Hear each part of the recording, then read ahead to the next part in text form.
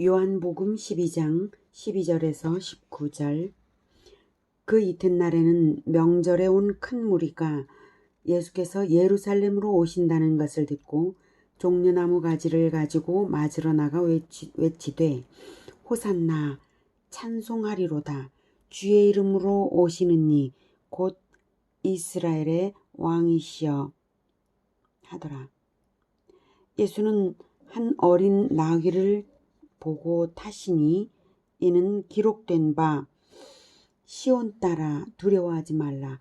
보라 너의 왕이 나귀 새끼를 타고 오신다 함과 같더라.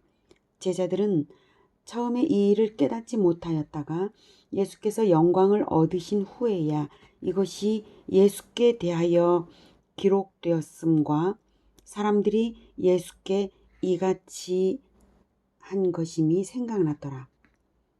나사로를 무덤에서 불러내어 죽은 자 가운데서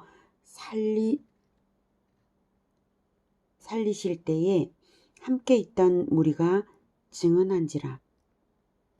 이에 무리가 예수를 맞음은 이 표적 행하심을 들었음이러라. 바리새인들이 서로 말하되 볼지어다 너희 하는 일이 쓸데없다. 보라 온 세상이 그를 따르는도다 하니라. 아멘. 사랑하는 형제 여러분, 오늘 월요일 복된 새벽 묵상에 잘 오셨습니다. 예수님께서 십자가에 달려 돌아가시고 무덤에 묻히신 마지막 일주일을 고난주간이라고 합니다. 고난주간 첫째 날을 종려주일이라고도 하는데 바로 어제였죠. 오늘이 월요일이지만 고난주간의 행적 중에 어제 종려주일의 예수님 행적이 중요한 의미가 있고 한 주간의 맥락을 이해하는 데에도 중요해서 종려주일부터 새벽 묵상을 시작하겠습니다. 종려주일은 13절 종려주일은 13절에 나온 바와 같이 예수님께서 예루살렘에 입성하실 때 많은 사람이 종려나무 가지를 흔들며 호산나 즉 왕이여 구원하소서라고 환호했기 때문입니다. 그래서 종려주일이라고 부릅니다. 이 일은 구약성경 스가랴 9장 9절에 평화의 왕이 어린 나귀를 타고 예루살렘에 입성하신다는 내용이 예언되었는데요. 그 예언이 성취된 사건입니다. 그 설명이 15절입니다.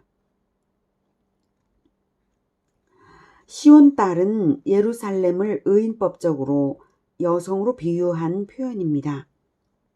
14절에 나귀를 타신 이유가 15절에서 예언의 성취를 위한 것임을 알 수 있죠. 제자들은 그 당시에는 어리둥절해서 의미를 알지 못했습니다. 예수님은 나귀를 탔을 뿐 대중의 환영을 조성하신 적이 없는데도 대중의 폭발적인 환영식이 때마침 이루어져서 장관을 이룬 것은 구원 역사의 진행을 하나님께서 예언하신 대로 이루고 계신 것을 알게 합니다. 그 당시 이스라엘의 대중은 메시아 즉 그리스도를 간절히 기다리고 있었고 예수님이 메시아인 것을 알고 폭발적으로 환영했는데요. 이런 장면이 연출될 정도로 분위기가 고조된 것은 바로 며칠 전에 죽은 나사로를 살리신 일이 크게 소문이 났고 마침 6월절 명절이 다가와서 예루살렘 성전에는 전국에서 나온 사람들이 많았고 그들은 예수님이 성전에 오시기를 기대하고 있었습니다. 17절, 18절이 바로 그 설명입니다. 나사로의 소생 기적을 목격한 사람들이 예루살렘에 많았고 그들의 증언이 소문을 확산하는데 큰 역할을 했습니다. 그런데 대중의 메시아 환영 의도는 예수님을 믿고 따르고자 한 것이 아닙니다. 정치적인 목적입니다. 로마에 대항하여 독립을 이룰 지도자로 옹립하고자 한 것이죠. 하지만 그리스도의 사명은 한 민족의 독립이 아니라 온 인류의 구원이기 때문에 대중의 기대와 예수님의 사명은 전혀 다른 것입니다. 대중의 기대와 예수님의 사명이 서로 달랐을지라도 어쨌든 스가랴 9장의 예언은 이루어졌고, 예언의 성취는 예수님이 바로 그 예언에서 말하는 평화의 왕이라는 증거입니다. 스가랴 9장을 확인해 볼게요.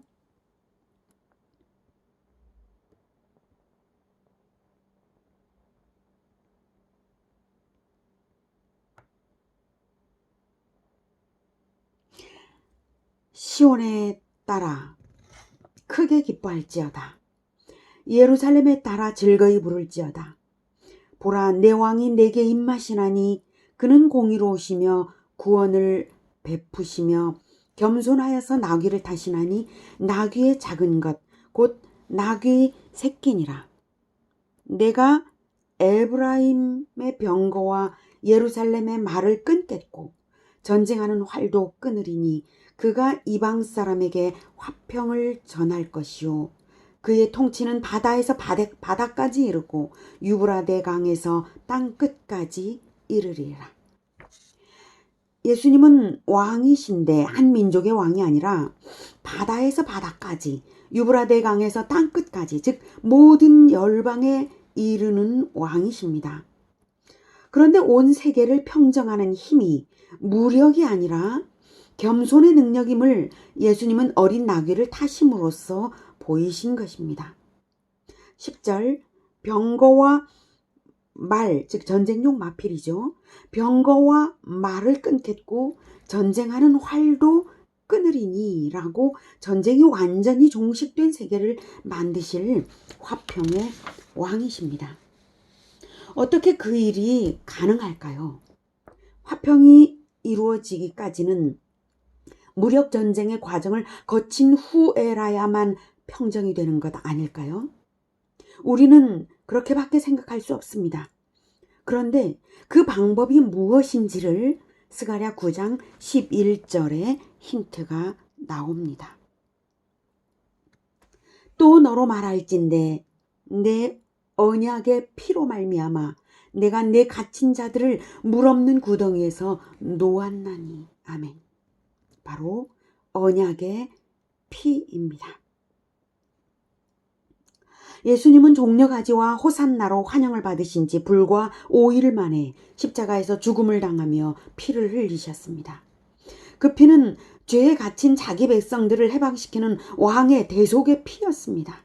대속이란 죄의 대가를 죄인 대신 거룩한 자가 대신 치른다는 뜻이고요.